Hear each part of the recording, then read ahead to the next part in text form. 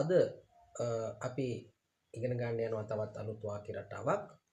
That is there is no point in plus ing. Right?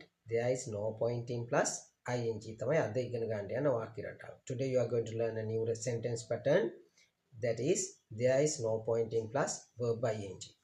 And before we start the sentence with examples, I would like to tell you something very important about these sentence patterns.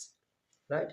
මේ sentence patterns ඔයාලට වැදගත් වෙන්නේ ඔයාලට ඉංග්‍රීසි කතා කරන්න පුළුවන් තත්වයක ඉන්නවා නම් ඒ භාෂාව අලංකාර කරන්න ලස්සන කරන්න.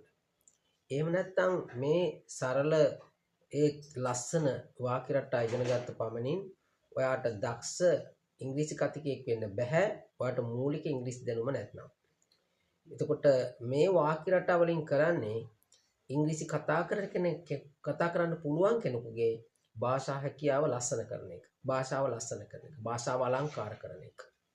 එහෙමනම් ඔයාට ඉංග්‍රීසි කතා කරන්න පුළුවන් නම් ඒ පුළුවන් වුණ නිසාම ඒක තවත් ලස්සන කරන්න තමයි මේ මගේ පාඩම් මාලාවේ තියෙන sentence pattern වලට වැදගත් වෙන්නේ. නමුත් ඔයා අපිත් එක්ක දිගටම රැඳිලා ඉන්නවා නම් ඔයාලට ඉස්සරහදී පුළුවන් වෙනවා මූලික වාක්‍ය රටා පිළිබඳවත් යම් අවධානයක් අපි ඉස්සරහදී යොමු කරනවා. ඒ නිසා ඔයාලට මේ මූලික වාක්‍ය රටා ආශ්‍රයෙන් ඉංග්‍රීසි ඉගෙන ගැනීම හැකියාවකුත් ඉස්සරහදී ලැබෙනවා. ඒ වගේම ඔයාට යම් ඉංග්‍රීසි දැනුමක් තියෙන කෙනෙක් නම් සමහර ලාවට ඔයාට ඉංග්‍රීසි භාෂාව හොඳින් හැසිරීමේ හැකියාව තියෙනවා නම් ඔයාට සාහිත්‍යමය කොටස් poems එතකොට songs ආදී වශයෙන් අරගෙන ඒවා රස වින්දනයත් එක්ක ඔයාට තවත් භාෂාව වැඩි දියුණු කර ගැනීම උපනම්වා ගැනීම අවස්ථාව හිමි වෙනවා.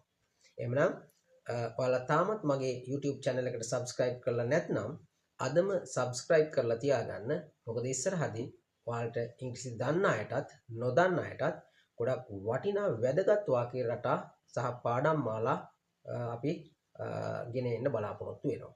ඒ නිසා අපිත් සමග දිගටම රැඳිලා ඉන්න subscribe කරලා තියාගන්න YouTube channel එක මගේ ජීවන් සමරවික්‍රම. right? එතකොට ඔයාලට අලුත් පාඩම් දන්න අයටත් නොදන්න අයටත් හැමෝටම ඉගෙන ගන්න පුළුවන් වෙයි. එමුන අද දවසේ අපේ වාක්‍ය රටාව ගත්තොත් there is no point in. යමක් කරලා වැඩක් නැහැ. තර්ක කරලා වැඩක් නැහැ. තර්ක කරන එකේ තේරුමක් නැහැ. There's no point in arguing. Right? There's no point in arguing. Right? සල්ලි ඉතුරු කරලා වැඩක් නැහැ. සමහරව ඉතින් හැමදාටම ඉන්න කියලා හිතාගෙන සල්ලි ඉතුරු කරන අය ඉන්නවනේ. There's no point in saving money. There's no point in saving money. සමහර අය මොකද කරන්නේ අනිත් අයට බැන ඉන්නවා. There is no point in blaming others. There is no point in blaming others. සමහර අය පොරොන්දු දියාගෙන ඉන්නවා. පොරොන්දු දිදී ඉන්නවා. එතකොට පොරොන්දු දෙන එකේ තේරුමක් නැහැ. There's no point in giving promises. There's no point in giving promises. එතකොට බලන්නකෝ අපට it is no use, what is the use of නේද? තව patterns අපි කලින් කතා කරපුවක් තියෙනවා. එතකොට ඒත් එක්කම මේ තවත් විදිහකට කියන්න පුළුවන් නම් මෙන්න මේක කරන එකේ තේරුමක් නැහැ කියලා. ඒක ඒ තවත් විදිහකට කියනකොට අර එකම නැවත කියනවට වඩා පොඩි වෙනසක් ලස්සනක් තියෙනවා. ඒ නිසා තමයි මේ මම උගන්වන වාක්‍ය රටාවල තියෙන වැදගත්කම ඔයාට තියෙන්නේ. මොකද ඔයා කියන දේ එකම දිගට කියනවා වෙනුවට ඒක තවත් විදිහකට කියන්න පුළුවන් නම් ඒක තමයිගේ භාෂාව අලංකාර වෙනවා. So I hope that these sentence patterns will be helpful for you to make your language more beautiful. I hope that you make use of these patterns to make your language modified, beautiful, interesting, attractive. Right? එනිසා උත්සාහ කරන්න අපිත් එක දිගටම රැඳිලා ඉඳලා අලුත් වාක්‍ය රටා ඉගෙනගෙන ඔයාගේ spoken English, ඔයාගේ ඉංග්‍රීසි කතාව ලස්සන කරගන්න. Right? So our sentence pattern is there is no point in. There is no point in plus verb ing. There is no point in crying. අඬලා වැඩක් නැහැ. There's no point in going behind money. සල්ලි පස්සේ ගිහිල්ලා වැඩක් නැහැ.